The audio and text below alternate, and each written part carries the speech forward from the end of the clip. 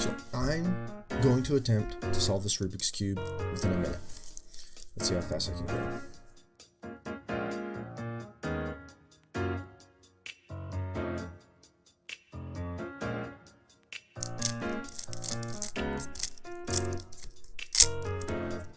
Bam! Got it. Still got it.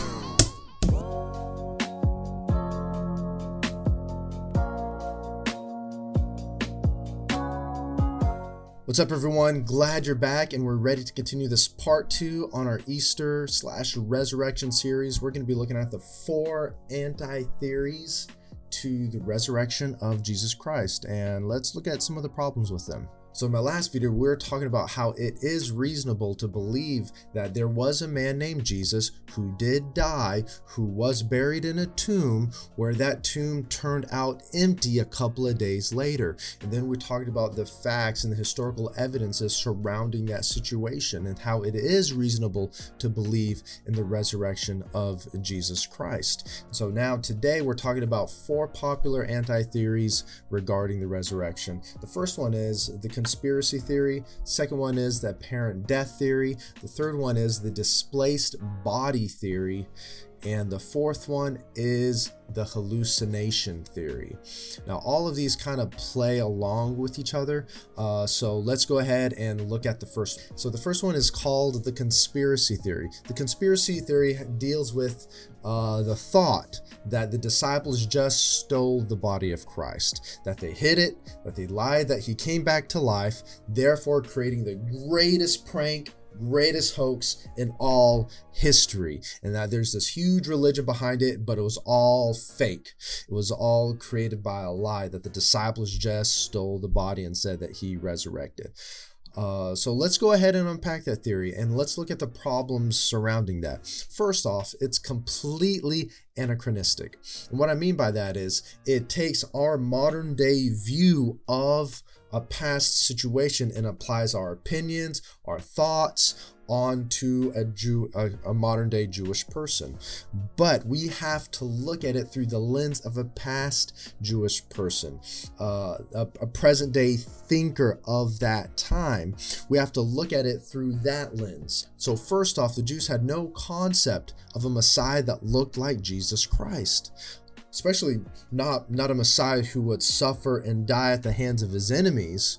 They believed that this Messiah would come down and establish a physical kingdom and overthrow the Roman Empire and all that good stuff, and everyone would gather around him, and he would establish his actual physical kingdom here on earth. They had no understanding that the Messiah would actually suffer and die and resurrect on top of that. They had no concept of that.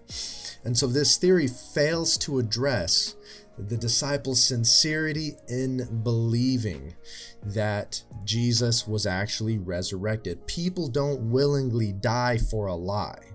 They don't. If I was trying to fake something out, I told a lie, and a gun was put to my head for me to tell the truth, I would probably tell the truth if it made me, if it made me keep my head. But the disciples took this to their grave, and all of them were executed for their faith. Not one of them recanted. All 12 of the disciples lost their life in pursuit of the gospel and in keeping the faith of the gospel. The only one who was recorded as not dying is the disciple John. But we can look at his life later on. But the Bible shows that these people sincerely believe that Jesus rose from the dead. And for these and other reasons, no scholar today, there's no scholar today that defends this theory that the disciples stole the body of Jesus. Our next theory that we're going to talk about is the apparent death theory. That has to do with that Jesus apparently died on the cross, and that he was taken down from the cross, and that they put him in a tomb, but that he actually recovered in the tomb, that he wasn't actually dead. They just thought he was dead. And then he went out of the tomb and convinced everyone that he had resurrected. If you're thinking logically about this, I'm pretty sure you can see a couple of fallacies regarding the apparent death theory. First off, the problem with it is it's medically impossible.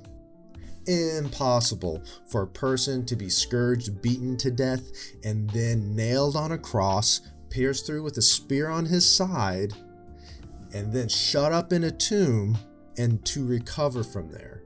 At the most, if he was really still alive when they took him down from the cross, he would have died of blood loss. He would have died from blood loss. It would have been a physical impossibility. And even if he didn't die from blood loss, how the heck would a half-dead man be able to push open the tomb? Impossible. Would not have been possible.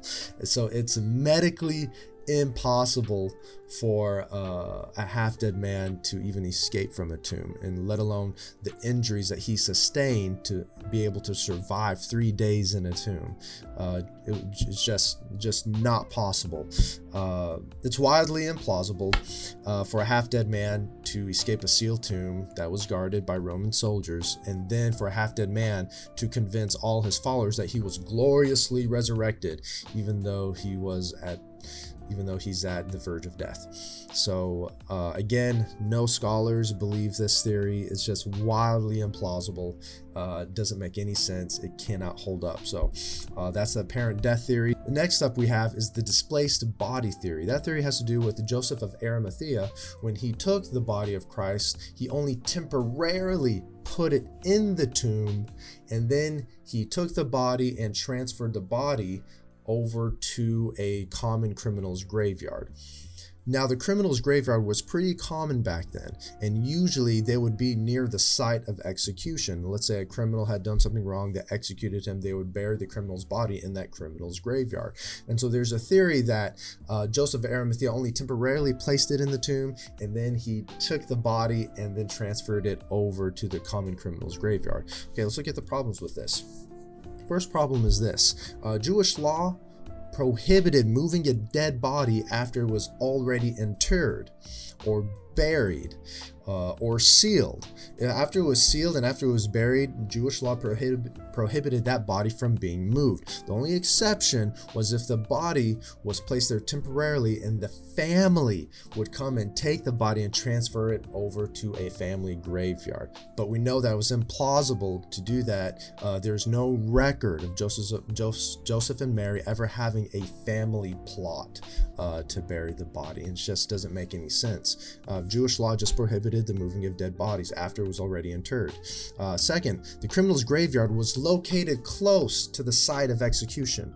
Why in the world would Joseph of Arimathea take a body, Jesus's body, temporarily place it in a tomb that was probably further away, and then put the body in the criminal's graveyard? It just doesn't make any logical sense. If Joseph of Arimathea was going to bury the body in the criminal's graveyard, it would have been more convenient to just take the body and place it in the graveyard, not to just place it in a tomb and then by mistake, hey, I want to transfer over to the criminal's graveyard, and there we go. And even if that did happen and the disciples got confused and thought, oh my gosh, Jesus resurrected, Joseph would have said something, say, hey, no guys, I just temporarily placed it in the tomb and then I moved it over.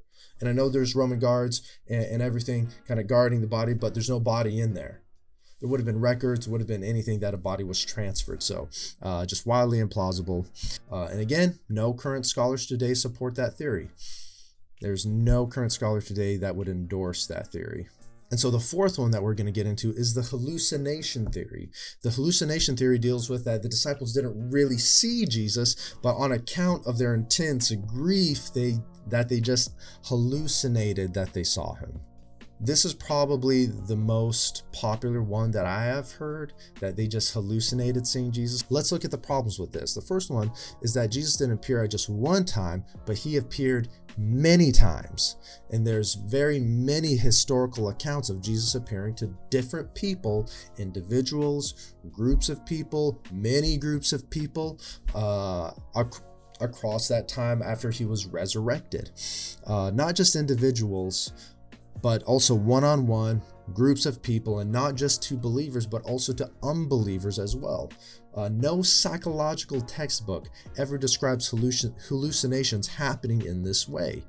In any case, there is no account of group hallucination happening at the same time. There's no account of that. hallucinating the same thing. If the disciples really did hallucinate, hallucinations of Jesus would not have convinced the disciples of his resurrection. They would have convinced them of the opposite, that Jesus had really died. Visions of the dead do not typically confirm a resurrected person, but in fact they convince the person that that person had already passed on and he's just leaving his last words with them. But the disciples did not believe that that had happened. At the most, they would have convinced the disciples that Jesus was being transported to heaven, not that he was resurrected. Resurrection goes contrary to Jewish belief, that the Jews believe in resurrection, but they only believe it happening at the end of time, not to an individual, not to a single person. The last problem with this theory is that it doesn't even attempt to explain the empty tomb. It just tries to explain the fact how the disciples thought that Jesus had resurrected by group hallucination. But again, no scholar holds to that. No modern day scholar would ever think that we could all hallucinate one thing and hear the same thing out of that hallucination. It just does not happen.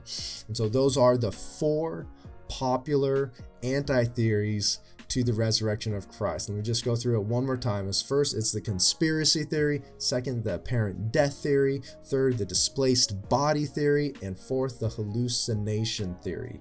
All those things, no modern day scholar holds on to those theories because it just does not make any sense. In any movie or popular film that you may think like that there's this grand hoax or scheme behind the resurrection of Jesus, just does not hold up to historical scrutiny.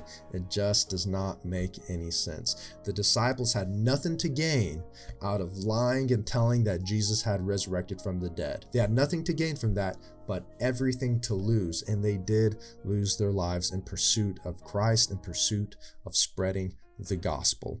The only known person who was not executed for his faith, although it was attempted, was the disciple John. So I hope this increases your faith. I hope this gets you to think rationally about how the Bible really does hold up to historical scrutiny more than any other historical textbook that we have. So I hope you're blessed by this. Again, if you have any questions, feel free to leave a comment down below. I'll be happy to pursue any topic that comes up or any God question that you may have. Again, hope you guys are doing good during this quarantine time, and keep on praying for our city, Houston, that less and less people start getting infected. So we love you guys. We'll catch you later.